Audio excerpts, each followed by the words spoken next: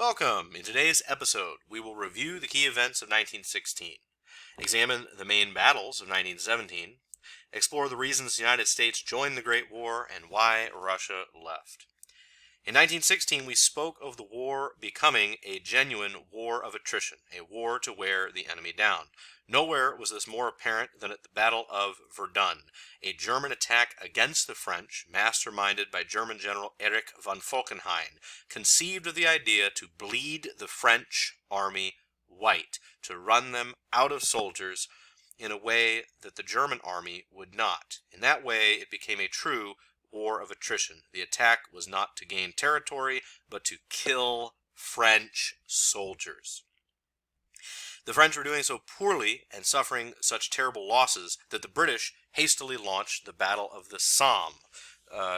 In this battle, to take pressure off of the French at Verdun, the British launched a major attack against the Germans on the Western Front. On the Eastern Front, the Prussians launched the Brusilov offensive, devastating Austria-Hungary and prohibiting the Austrians from launching a major attack against Russia for the rest of the war. Romania also joined the war in 1916, invading Austria successfully for a time, but being eventually pushed back and surrendering mere months later.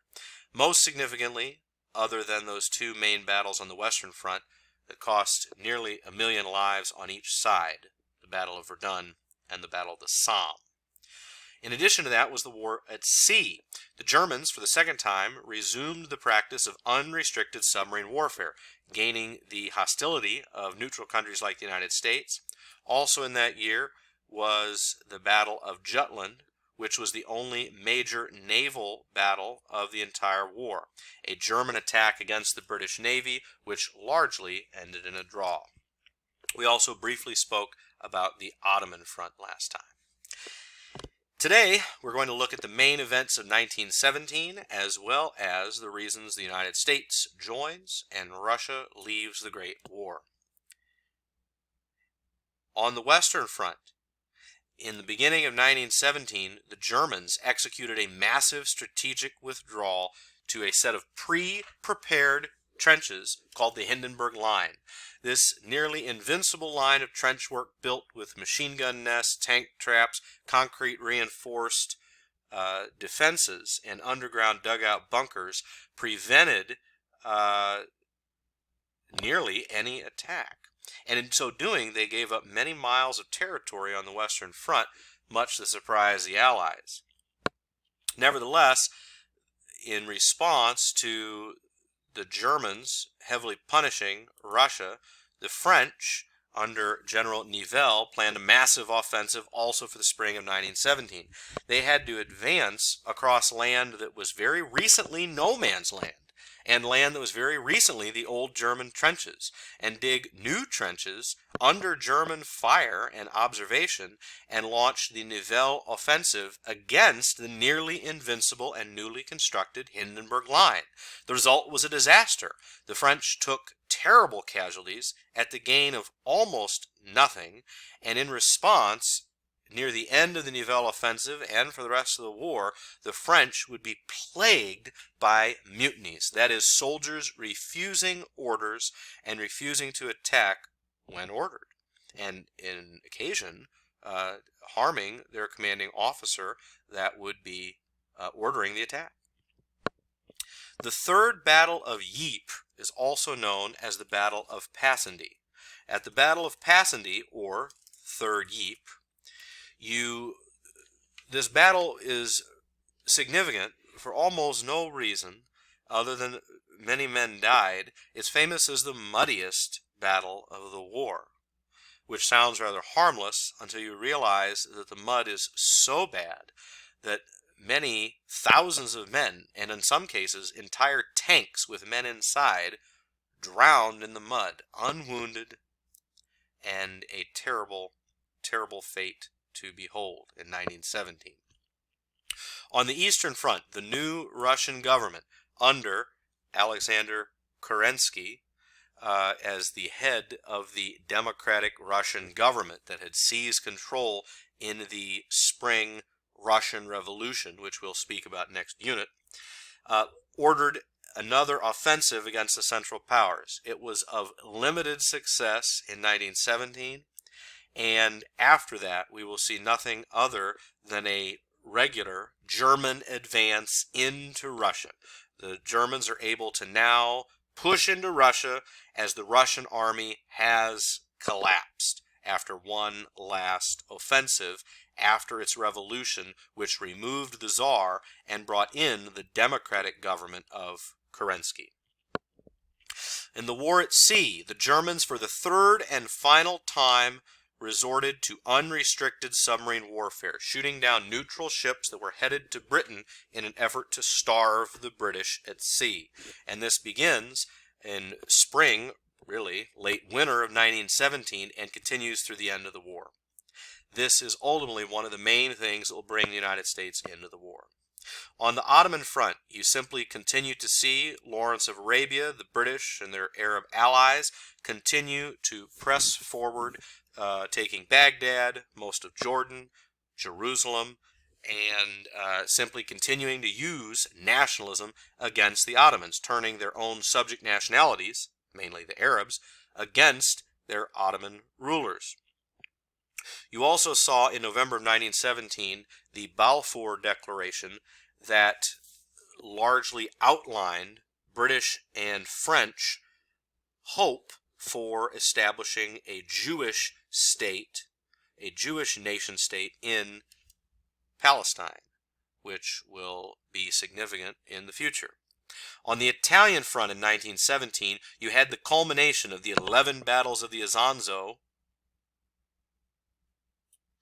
with an Italian failure, and then one German counterattack where the Germans assist the Austrians to break through Italian lines and push deep into Italian territory, the region of Venetia near Venice, in late 1917. So what a disaster and a humiliating war so far for the Italian army, as they spent 11 consecutive battles failing to break through the Austrian lines, and then a single counterattack with German assistance cracked the Italian lines and pushed deep into Italian territory after a single attack. Now to the two main events of 1917, which were not individual battles, but the motives for the United States entering the war and the motives for the Russian surrender. First, the United States entering the war. These are things you mainly learned about in American history, and so they will only be briefly touched upon here. Many of them you may know about. First, as we have spoken about many times, the resumption for the third time of German unrestricted submarine warfare. The British had been blockading neutral shipping throughout the war, and this antagonized the United States quite a bit. But the fact that the Germans were sinking ships with Americans on it proved to be an obstacle the Germans could not overcome. And many Americans pressured the government to do whatever means possible to make the Germans stop killing Americans on the open seas. Next is the infamous Zimmermann Note, where German Foreign Secretary Arthur Zimmermann attempted to feel out the Mexican government as to whether or not they would be interested in joining an alliance with Germany in the event of a war with the United States. This note included a German pledge to help Mexico recover land lost to the United States in the Mexican War 70 years earlier. This note was intercepted by the United States and made public after it was intercepted in January of 1917. This raised the American public towards a war with Germany. They resented this planning of an alliance against the United States with our peaceful neighbor to the south. You also have a hidden motive for war, which was because of the British blockade against Germany, the overwhelming amount of loans that were issued by American banks, primarily, Americans who lent money to the Allies, principally to the British, but to all the Allies. And if the Allies were to lose the Great War, American moneyed interest feared they would not have these loans repaid. Many of these groups pressured the government to embrace war with Germany in order to ensure that the Allies would win and that loans issued by these American banks would be repaid. You also had the concept of propaganda. British propaganda was more widely available in the United States than German propaganda, and being native English speakers, British propaganda was often more persuasive to native English speakers in the United States. There also grew up this concept that this war, which as we've seen was a war started for a variety of very difficult reasons, that had nothing to do with democracy.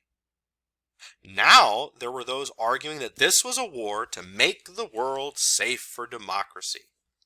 A stunning statement, made somewhat more plausible by the fact that the Russians had begun to leave the war, made this claim more plausible, that this was a war in favor of a more democratic government. Made more plausible by the fact that with the exception of Russia, you had the relatively democratic British system and the French Republic being the principal allies. And so there were those that, in a way, used that as a propaganda tool, that this was not merely a war of conquest, but in fact a war to make the world safe for democracy. Finally, today, let's look at the motives for Russian surrender. We'll speak about this in much greater depth in our next unit as we talk about the actual Russian Revolution.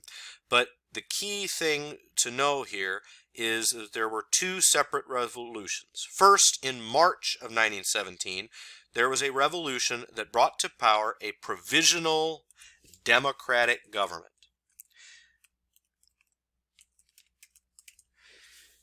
This means that there was a parliament or assembly in Russia called the Duma. And one of the key leaders in the Duma was a man named Alexander Kerensky.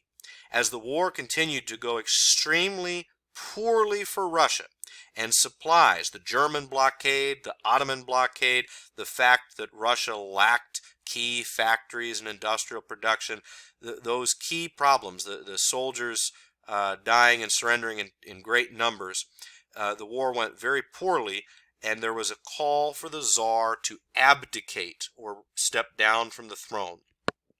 This is known as the March Revolution that brought democracy briefly to Russia. The provisional or democratic government of Russia made the fateful decision to continue to fight the war. They succumbed to the sunk cost fallacy that they had already lost so many lives, and they refused to allow those lives to be lost in vain. So they continued to fight the war.